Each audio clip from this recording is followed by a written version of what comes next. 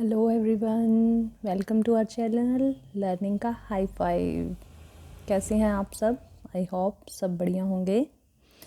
Okay, सो जो हमारी current जो मैं वीडियोस डाल रही हूँ कॉर्पोरेट फाइनेंस के डिफरेंट टॉपिक्स के ऊपर, जिसमें हमारी जो सीरीज़ प्रेजेंटली चल रही थी चल रही थी was time value of money. तो वो मैंने आपको लास्ट वीडियो में बताया कि वो अब ख़त्म हो गई है वो सीरीज़, क्योंकि उसमें से हमारे सारे टॉपिक्स जो मेन टॉपिक्स हैं वो कवर कर लिए हैं हमने।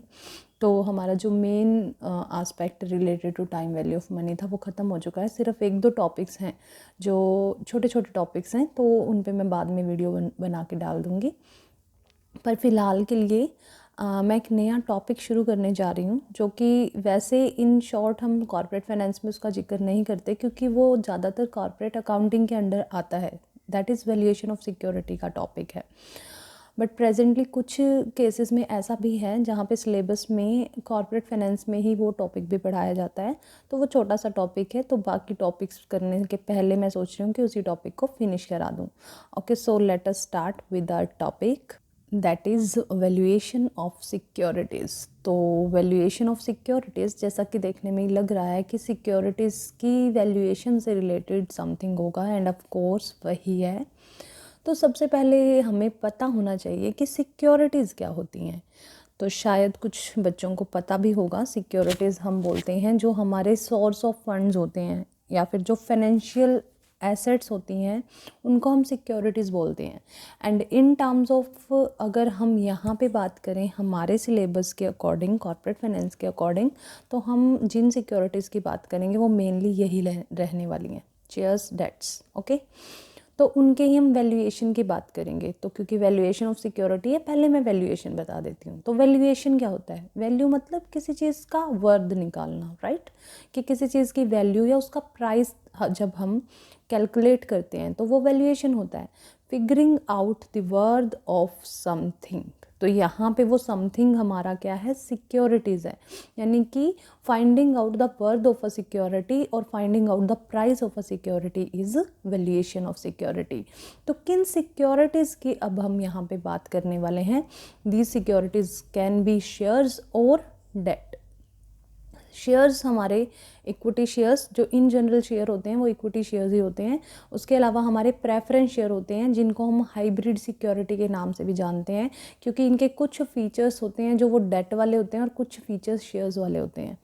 तो डिटेल वीडियो अभी इस टॉपिक के ऊपर बनानी रहती है, तो आई विल ट्राई कि भी ये वीडियो भी मैं बना के आपके साथ शेयर करूँ, तो वो भी मैं शेयर कर दूँगी।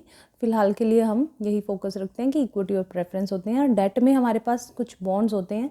डेट मतलब जो हमारा, हम किसी से थर्ड पार्टी से कोई लोन लिया है हमने, या फिर वो बॉन्ड्स की फॉर्म में हो सकता है या डिबेंचर्स की। बॉन्ड्स तो आप लोगों ने बहुत बार सुना होगा।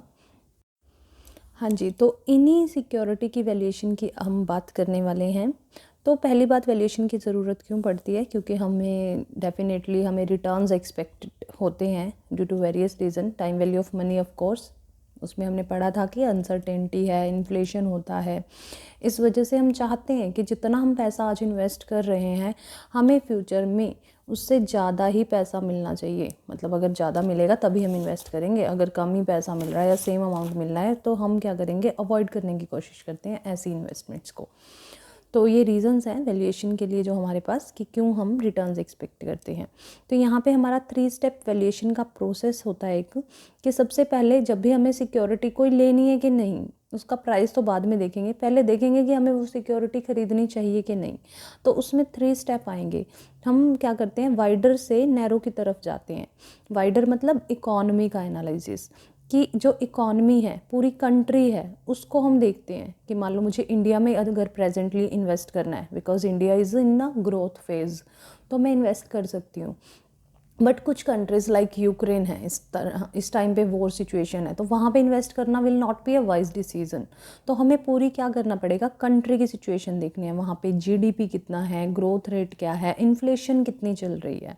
सो these are the like various variables that we must consider before deciding that whether we should invest in that country or not. Then comes industry, like एक कंट्री मैंने चूज़ कर ली है, that is a growing country, India बहुत अच्छा जा रही है, बट क्या इंडिया में भी मैं कौन सी इंडस्ट्री में पैसा लगाऊं? Like currently EVs, electric vehicles are in trend, okay, हर कोई चाह रहा है कि इलेक्ट्रिक व्हीकल्स खरीदे भी जा रहे हैं, गवर्नमेंट भी पुश कर रही है, सब्सिडीज़ दे रही है बनाने के लिए भी, खरीदने के लिए भी, कि भाई आप इलेक्ट्रिक व्हीकल्स यूज़ करो क्योंकि वो इन्वायरमेंट को सेफ रखने में हेल्प करते हैं।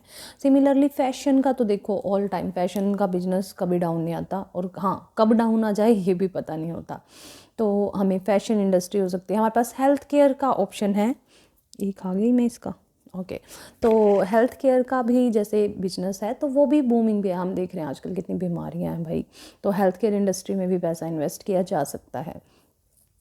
अब मान लो मैंने चूज़ कर लिया कि मेरे को ईवीज़ की इंडस्ट्री में पैसा लगाना है। अब ईवी की इंडस्ट्री में कौन सा एक ही कंपनी है कि बस मैंने ईवी डिसाइड किया एंड दैट चलो भाई अब पैसा लगा देते हैं। मेरे को क्या करना पड़ेगा, वहाँ पे डिफरेंट कंपनियाँ, टाटा भी बना रही है, महिंद्रा की भी कार्स हैं, टोयोटा के भी व्हीकल्स हैं, तो different type of companies are there. तो मुझे कौन सी कंपनी में पैसा लगाना है, मेरे गोल्स के साथ कौन सी मैच कर रही है, कौन सी है जो ग्रोथ में जा रही है, कौन सी का सैचुरेशन आया हुआ है, कौन सी कंपनी कैसा परफॉर्म कर रही है। तो इसी डिसीज़न के बाद मैं डिसाइड करूँगी कि मुझे जो अपना पैसा लगाना है जिस भी कंपनी की सिक्योरिटी में, वो कौन सी होगी। तो वाइडर से नैरो की तरफ गए, इकोनॉमी से इंडस्ट्री, इंडस्ट्री से कंपनी। तो जो प्रेजेंट वीडियो है उसमें हम डेट वाला टॉपिक कवर करने वाले हैं, क्योंकि जो इक्विटी और प्रेफरेंस वाला है वो इनसे थोड़ा सा डिफरेंट टॉपिक है। तो क्योंकि हम टाइम वैल्यू ऑफ मनी का कंसेप्ट अभी भी कर चुके हैं, उसी से रिलेटेड ये डेट में यूज़ होने वाला है, इसलिए मैंने पहले इसी टॉपिक को चुना। तो बॉन्ड्स और डिबेंचर्स जो लोन की फॉर्म में या डेट की फॉर्म में हमारे पास अमाउंट होता है, तो प्रेजेंट वैल्यू हम यहाँ पे निकालेंगे किसी भी सिक्योरिटी की वैल्यूएशन के लिए, जितनी भी पेमेंट्स हमें रिसीव होनी है, यानी कि एक सिक्योरिटी में जब पैसा लगाएंगे तो फ्यूचर में वहाँ से कितना कितना पैसा जितना भी रिसीव होएगा उसकी प्रेजेंट वैल्यू निकाल लेते हैं, वही हमारी सिक्योरिटी का प्राइस होना चाहिए।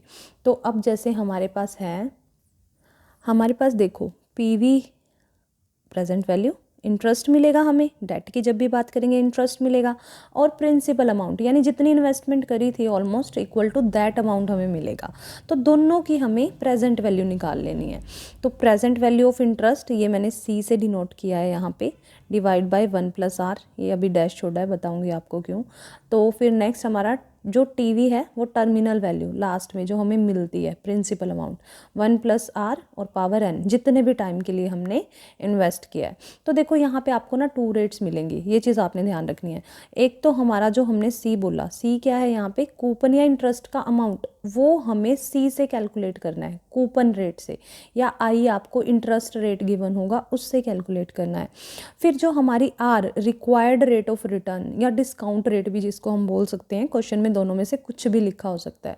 तो आपको 2 रेट गिवन होंगी, एक कूपन रेट जिससे हम ये सी कैलकुलेट करेंगे, दूसरी आर जो रिक्वायर्ड रेट होगी जो हम आर की जगह पे यूज़ करेंगे। Okay, so don't get confused. और ये मैंने यहाँ डैश क्यों लगाया था, यहाँ पे क्यों लगाया था बताइए, आपको कैसे पता होगा। चलो, time of each interest instalment to be received, मान लो अब मेरे को क्या करना पड़ेगा, अगर मुझे 1 साल बाद इंटरेस्ट मिल रहा है तो उसके लिए मैं 1 यूज़ करूँगी, जब 2 साल का इंटरेस्ट मिल रहा होगा तो सेकेंड ईयर वाले इंटरेस्ट के लिए मैं 2 यूज़ करूँगी। तो यहाँ पे मैंने इसलिए डैश छोटा था क्योंकि ये 1 to n ईयर तक जाएगा, जैसा कि हमने एनुइटी में किया था ना, डिफरेंट ईयर्स आ रहे थे हमारे पास, तो सेम यहाँ पे भी जाएगा। ओके, तो फिर ये रिक्वायर्ड रेट थी, और टीवी मैंने बताया ये कि टर्मिनल वैल्यू या प्रिंसिपल वैल्यू, प्रिंसिपल मतलब लोन है तो उतना ही सेम ही अमाउंट हमें मिलेगा, ठीक है। लेकिन अगर जैसे बॉन्ड्स वगैरह होते हैं तो उसमें हमें कई बार प्राइस उसकी फेस वैल्यू मतलब जितने में वो बेचा था उससे ज़्यादा भी मिल सकता है अगर वो प्रीमियम पे मिलता है, और उससे कम में भी मिल सकता है अगर डिस्काउंट पे मिलता है, और बराबर फेस वैल्यू जितने का है उतने का भी मिल सकता है। तो टर्मिनल वैल्यू जितनी भी होगी वो हम यहाँ पे लिख देंगे।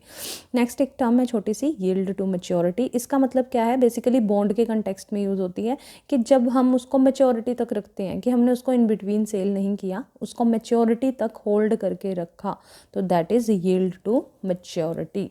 ओके, हाँ जी, तो अब आता है हमारे पास most important part, that is numerical on bond valuation. तो जैसा आपको दिख रहा है यहाँ पे मैंने क्या लिखा है कि एक इन्वेस्टर है जो परचेज़ करता है एक बॉन्ड जिसकी फेस वैल्यू है 4 lakh rupees, maturity period is 4 years, यानी 4 साल बाद वो पैसा पूरा का पूरा उसको क्या मिलने वाला है, वापस 4 साल बाद वो मेच्योर हो जाएगा।